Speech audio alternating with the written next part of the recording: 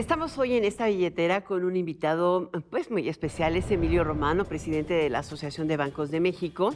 Tiene una extraordinaria trayectoria en finanzas, en gobierno y en medios. Es licenciado en Derecho por la Escuela Libre de Derecho, con estudios en Londres. Fue procurador fiscal de la Federación y director general de Mexicana de Aviación, presidente de Telemundo. Ha tenido muchos cargos. En la banca todo el mundo lo conoce. Además de que sabe y conoce muy bien todos los procesos bancarios, hemos de decir. Entre otros, los envíos de dinero de México, de Estados Unidos a México y de México al mundo, porque las remesas no nada más son de un lugar a otro, ¿no? Pero sabes que, mi Alice, a veces creemos o limitamos las remesas a un concepto que es simplemente yo voy a un lugar y mando dinero. Pero las remesas tienen mayores implicaciones, ¿no es así? ¿Cómo definiríamos Bienvenido, ese Emilio. mundo? Muchas gracias, Alicia. Muchas gracias, Oscar. Mauricio. Gracias. Es un gustazo. Gracias. Me fui derecho, pero es que es un tema que me para apasionó empezar. claramente. Las ¿Qué manda remesas, remesas? está de moda. Están de moda, pero ¿qué implican realmente las remesas? Porque a veces mandamos remesas y no nos damos cuenta, ¿eh? Totalmente de acuerdo. Yo creo que las remesas, el punto importante es que no es una transacción, es un movimiento de dinero. Entonces, el movimiento de dinero que no implica una transacción per se, no necesariamente hay un cambio incluso de divisas, incluso puede no haber depósitos o retiros, puede ser simplemente una entrega de dinero. O sea, por la gente que vive en San Diego, que llega a Tijuana con el dinero, pues es una transferencia de recursos que puede ser una remesa. Otra remesa podría ser el que abre una cuenta en Estados Unidos y le da una tarjeta de débito a alguien en México para que haga un retiro. A la abuelita en la A la sierra de abuelita, Oaxaca, pum. para que llegue al cajero o para que llegue al banco, o una tarjeta de crédito que se otorga, que la das y la pagas, pues el cargo de la tarjeta de crédito es una remesa. Entonces, realmente las remesas no es más que un movimiento de dinero en donde realmente no hay una transacción per se. Por eso es un acto que jurídicamente diríamos, o desde el punto de vista fiscal, es muy difícil de grabar. Ahora, la verdad es que las remesas tienen una trayectoria impresionante. No es lo mismo a finales del siglo pasado que hoy. El 99% de las remesas que llegan a nuestro país, que son casi 64.300 millones de dólares en remesas, vienen por medios electrónicos, ¿no? Totalmente. ¿Esa parte es tan identificable? Sí, bueno, por eso yo coincido contigo, porque Alicia, y de hecho una de las cosas que mencionamos en la ABM como uno de los principales rectores de lo que queremos lograr es que avancemos en México a una economía digital. Y esto va en contra de la economía digital precisamente porque lo que queremos es que todavía más operaciones se manejen desde el punto de vista digital. Todos hemos hecho transacciones digitales desde el hacer con contacto, ¿no? Incluso con una tarjeta, un celular, la facilidad con la que se logran, el poder reducir los costos de transacción, el poder dar acceso a todos para que cualquier mexicano mayor de 18 años tenga su cuenta digital y tenga un acceso a un pago sin contacto, que le llamamos, o simplemente contacto. Tiene un círculo virtuoso enorme para la economía. No solamente el tema de las remesas, que facilita obviamente las operaciones entre países, pero el hecho de que podamos nosotros, como banca, poder ofrecer más servicios a la gente en la medida que tenemos el registro de sus operaciones, Claro. nos crea el historial de crédito Emilio, necesario. y en parte de esta iniciativa de Donald Trump, que es una iniciativa muy grande, grabar a las remesas de la gente, de los trabajadores extranjeros en Estados Unidos, solamente un componente de un barco muy grande. Es una cajita dentro de un barcote con muchos contenedores. Pero aquí la cuestión es la que tú estás diciendo. Cuando alguien ya tiene, mencionaba Alicia, tiene una tarjeta de crédito, una de débito, ya está identificado. No es lo que está buscando Estados Unidos, el gobierno de Donald Trump, identificar a los que no están identificados, a estos trabajadores pues, que andan a salto de mata, que a lo mejor andan en un surco, llegan a una farmacia, una drugstore allá y te echan sus 500, 400 O sea, ¿tú dólares. crees que es más una estructura de ICE para saber dónde está que Yo tengo el esa impresión, porcentaje que no viene sé de cómo eso? lo están viendo Pues en la sí, asociación. sí, a mí me parece que es un impuesto más de control, efectivamente, con temas migratorios y temas de ese tipo, que un impuesto recaudatorio. Porque desde el punto de vista recaudatorio, también cuántos americanos tenemos viviendo en México que también reciben remesas, ¿no? Ve a la Condesa. A la Condesa y la Roma está lleno. Para y cruzar bueno, de la Escandón a la Condesa ya te piden visa.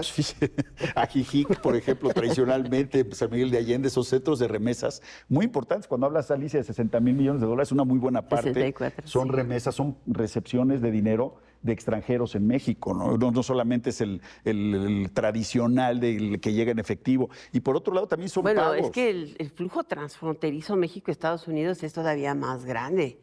La verdad es que de remesas llegan 64.500 millones de dólares, pero de la balanza de pagos de nuestro país muestra que los flujos equivalen casi al 60% del valor de la economía mexicana, que es 1.5 trillones de dólares, o sea, millones de dólares. Es muchísimo dinero.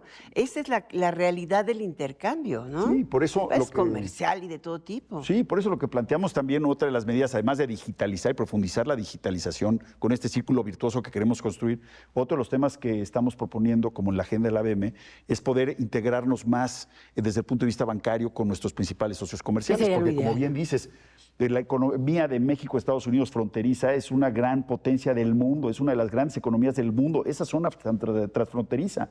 Y operaciones que se dan de para allá y para acá, ¿cuántos conocemos que trabajan en El Paso y viven en Juárez o al revés? Totalmente. Y esos pues estarían haciendo remesas todo el día, ¿no? Ahora, en la práctica, ¿qué implicaría esta integración? O sea, que yo pueda mandar dinero a Estados Unidos de la misma forma que le pago a Alicia el boleto de teatro que me invitó. O sea, así de práctico es. Pues así es, ¿no? Así es, pero sí hay un costo y cada vez es más rápido. O sea, transaccional, ¿no? ¿qué Sí. implicación tiene para la banca esa interacción? Porque sí, efectivamente así sucede. Es un servicio que uso regularmente, pero sí es un servicio caro. Sí, ese es el punto. Queremos empezar por lo más básico en esta comunicación, que es integrar temas, por ejemplo, de lavado de dinero, ahora que viene también el financiamiento de actividades ilícitas, todo este tipo de homogenizar toda la estructura para poder tener más eficiencia en el combate a actividades ilícitas, incluso el intercambio de información bancaria. Mucha gente no sabe que, por ejemplo, los bancos mexicanos, propiedad de bancos españoles o americanos, no podemos comunicar la información bancaria para prevenir delitos o fraudes con nuestras matrices porque es una violación al secreto bancario, por ejemplo. Cosas que son, pues las tenemos que arreglar, ¿no? Exacto. Y de ahí ir construyendo, y como bien dices, Oscar, uno de los temas que hoy México tiene, que no tiene, por ejemplo, Estados Unidos, es el sistema de pagos instantáneos, que es el SPEI.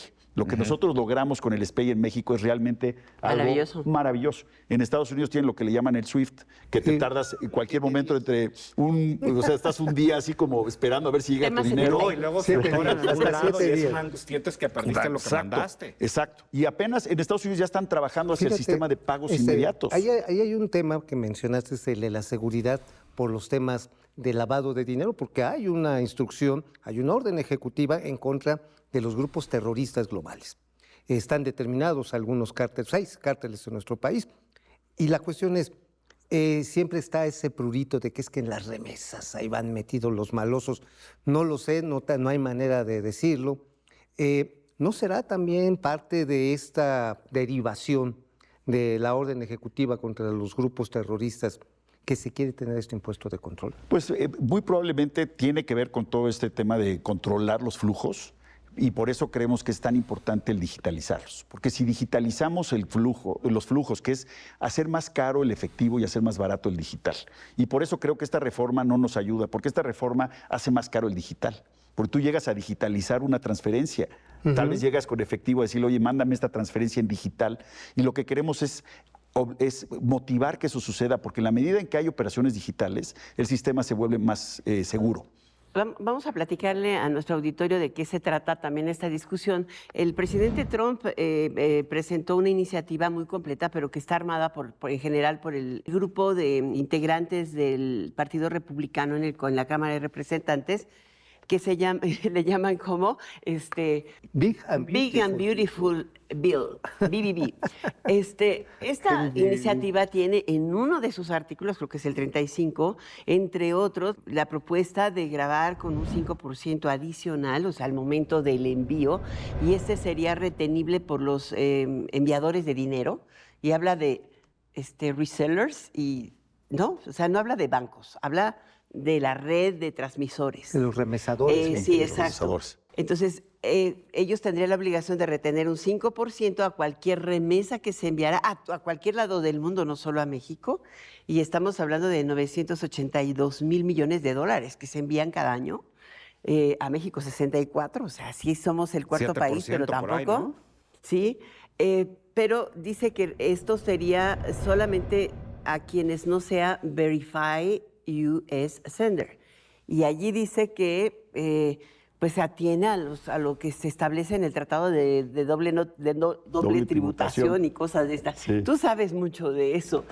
La verdad es que creo que el flujo enviado por mexicanos en Estados Unidos hacia nuestro país, que reciben 11 millones de personas, no tiene mucho de ilegal. Tiene mucho más de ilegal que se envía a Pakistán, a la India y a Filipinas, porque allá la gran mayoría se hace en papel. Nosotros son el 99% lo haces con remesadoras por electrónico. Sí. Entonces, no acabo de entender mucho, ¿no? Pues yo creo que tiene que ver mucho, es un impuesto, evidentemente, un intento de un impuesto de control, más que recaudatorio. Evidentemente tiene que ver con temas migratorios. Y yo veo este impuesto, o esta propuesta de impuesto, pues muy deficiente de muchos aspectos. El primero es por el lado de desincentivar lo digital. Deberíamos de desincentivar el efectivo. O sea, ese efectivo que se aplique se le a dio, los que hagan los envíos en efectivo. Sí, o el que le dio, la cadena que le entregó el efectivo a esta persona que va a hacer la transmisión, debería ser muy cara para que no le entreguen el efectivo, sino que le hubieran entregado el digital. Porque el digital sí tenemos rastros, sí tenemos forma de ubicarlo, además es mucho más seguro de que no te lo roben, Claro, no te quiere andar con el efectivo en la mano. Y a las personas que les entregan el efectivo, hay comisiones que están de por medio que hacen que pues, el efectivo ya llegue muy disminuido. Los encomendadores, encomenderos que les dicen, ¿no? Que llevan el sobrecito y luego te lo pellizcan, ¿no? Exacto. Entonces, Mandas primero, 500, llegan 50. Exacto. Ese es primero. Segundo sí creo que hay un tema de discriminación desde el punto de vista posiblemente los tratados.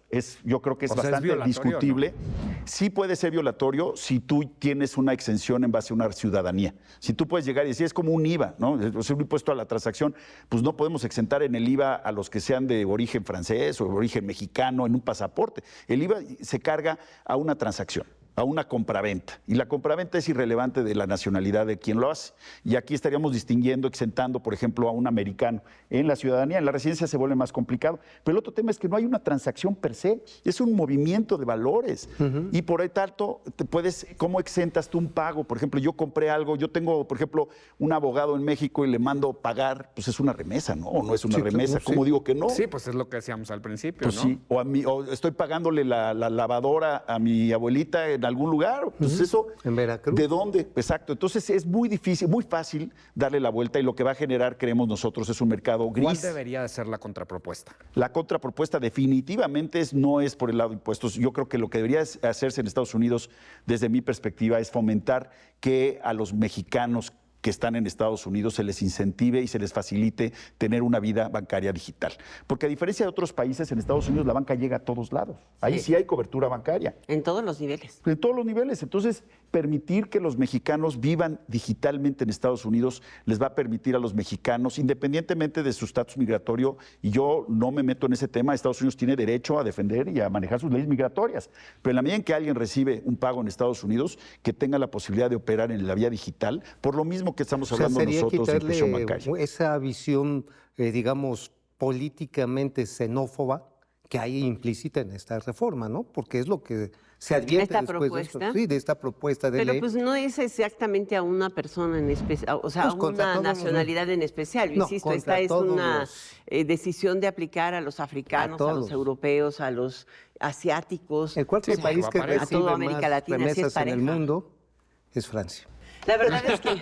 Pero, y regresando al tema, yo creo que además el hecho de que esto genere un incentivo otra vez a mantenerte en efectivo, porque si me van a cobrar el 5%, pues no lo pongo en digital. Y las implicaciones que tiene eso en las fronteras, en las carreteras. Sí. Como dice... En los mismos aeropuertos, Sí. ¿eh? Si tú tienes el 99% electrónico, pues manténlo electrónico porque tienes huella.